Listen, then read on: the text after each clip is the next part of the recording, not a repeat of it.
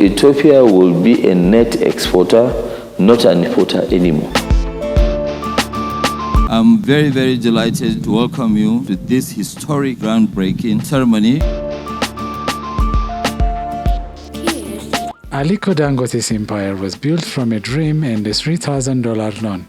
Imagine a young man, not yet a titan, starting with bags of cement and a simple, powerful belief that Africa should produce what it consumes. He didn't just trade, he built. He transformed small trade into factories and those factories into a continent-spanning industrial kingdom, becoming a billionaire not by chance, but by building the very foundations of modern Africa. The cement for its cities and the sugar for its kitchens. His journey is a testament to a relentless drive to create and not just to earn. Now, that same spark is igniting a new fire. After decades of shaping Nigeria's economy, Dangote is turning his visionary gaze to a new horizon, and his choice is electrifying. He sees in Ethiopia more than just a market. He sees a reflection of his own potential, a nation of 120 million vibrant young souls ready to build their future. This is the story of why the master builder is now investing his legacy, his resources, and his belief in the soil of Ethiopia. And it's a bet that could redefine an entire region. This is where the next chapter of an African legend is being written. Almost $3 billion, 3 million metric tons urea production plant complex. But this isn't just a feeling, it's a calculated strategy backed by billions of dollars, specific data and a vision that looks decades ahead. So what's the real story behind Dangote's Ethiopia play? And why should the entire world be paying attention? To understand Dangote's move, we need to look beyond the headlines and into the numbers and policies that create a perfect investment story. Let's break down the three pillars of his blueprint. It is the duty of us Africans to make sure that Ethiopia succeeds. Ethiopia has one of the youngest populations on earth. The median age is just 19.5. This isn't just a market, it's an engine of future consumption and labor for the next 50 years. For a company like Dangote that sells essentials, this is a guaranteed growing customer base for decades. It's a demographic dividend that aging economies can only dream of.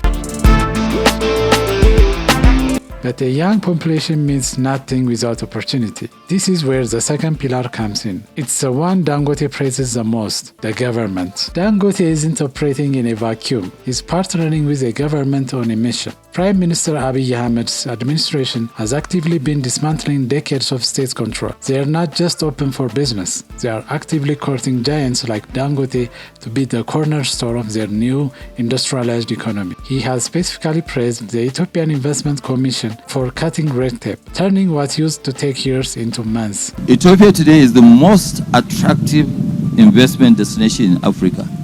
And I stand here to congratulate my brother that Ethiopia will attract more investment than most countries in Africa. The third pillar is about scale.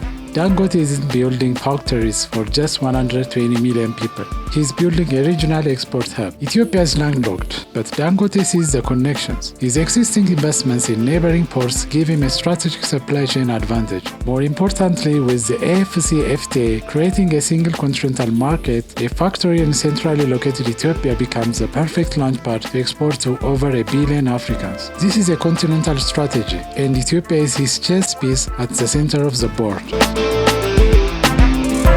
This wasn't just polite PR, this was a strategic signal. His praise is a stamp of approval that lowers the perceived risk for every other investor watching.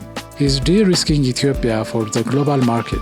His words are as valuable as his money, building confidence and attracting the capital needed to make his own investments succeed. Aliko Dangote sees in Ethiopia what he once saw in himself: immense untapped potential on the verge of a breakthrough. It's a fusion of a useful nation, a reformist government, and a continent-opening trade agreement. He isn't just betting on a country. He is investing in a fundamental shift in Africa's economic geography. So what do you think? Is Dangote's blueprint a genius foresight or a risky gamble? And which sector in Ethiopia do you think is the next big opportunity? Let's have a conversation in the comments below. This is Fikramare Masafa from Abyssinia Business Network.